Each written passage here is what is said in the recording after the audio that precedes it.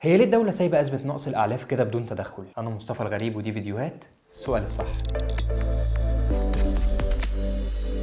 يمكن ده سؤال بيتكرر كتير في الشارع من بعد بداية الأزمة. لازم تبقى عارف إن أزمة نقص الأعلاف في صناعة الدواجن هي نتاج لتداعيات السلبية للأزمة العالمية. التداعيات دي طالت كتير من السلع والمنتجات التانية مش بس الأعلاف. وزي ما احنا عارفين إن روسيا وأوكرانيا بيستحوذوا على تلت صادرات الحبوب في العالم، وده وفقا لمنظمة الأغذية والزراعة التابعة للأمم المتحدة. وكمان أوكرانيا من بين أهم الدول اللي مصر بتستورد منها الذرة. طيب هي الدولة عملت إيه لمواجهة الأزمة دي؟ أول لما بدأت الأزمة وبدأ يبقى في مشكلة في الأعلاف، الحكومة تواصلت مع البنك المركزي ووزير الزراعة عشان يلاقوا آلية سريعة عشان يحتووا الأزمة دي، وده وفقا للإمكانيات اللي موجودة. وبالفعل تم التنسيق مع البنك المركزي لسرعة الإفراج عن أكبر قدر ممكن من الأعلاف لدعم صناعة الدواجن. طيب بغض النظر عن الدولار والاستيراد وكل الحاجات دي، هل الدولة عملت حاجة تانية لدعم صناعة الدواجن؟ هقول لك عملت. وزارة الزراعة قالت إن الدولة اهتمت بدعم التوسع في الإنتاج الداجني، وده بغرض إنتاج اللحوم والبيض لتحقيق الاكتفاء الذاتي والتصدير للخارج، وده من خلال تخصيص 9 مناطق في 4 محافظات للاستثمار الداجني، وده على مساحة 19,000 فدان، وده بالإضافة ل 13 موقع تابع للهيئة العامة لمشروعات التعمير والتنمية الزراعية، بجانب كمان الحصول على موافقات الجهات المعنية من الدولة لإقامة مشروعات الدواجن في المناطق دي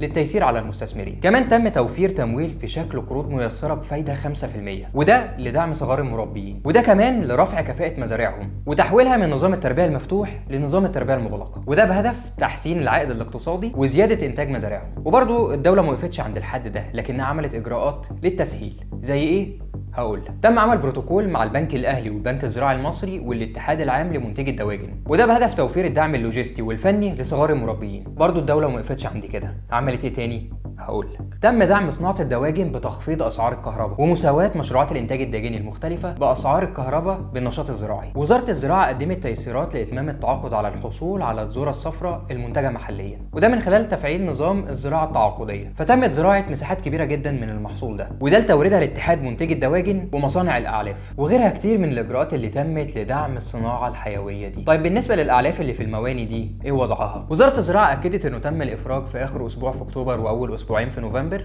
498 الف طن، منهم 374 الف طن ذره و124 الف طن فول صويا، واضافات اعلاف باجمالي حوالي 238 مليون دولار. رئيس مجلس الوزراء الدكتور مصطفى مدبولي وجه وزير الزراعه ونائب محافظ البنك المركزي بانه يكون في تنسيق اسبوعي مع الاتحاد العام لمنتجي الدواجن على كميه محدده من الاعلاف يتم الافراج عنها اسبوعيا، وده علشان نوجد الاستقرار المطلوب في السوق، وكمان وضع آلية لمراقبه توزيع الكميات اللي بيتم الافراج عنها. رئيس مجلس الوزراء كمان وجه بالتوسع في الزراعه التعاقديه وخصوصا محصول فول الصويا، واكد انه موجود تقاوي تكفي لزراعه 150 الف فدان، وبالتالي لازم يتم تشجيع المزارعين على التوسع في الزراعات دي. وهنا بقى السؤال الصح، هل انت لسه شايف ان الدوله مش بتعمل اللي عليها وتحاول تحل الازمات؟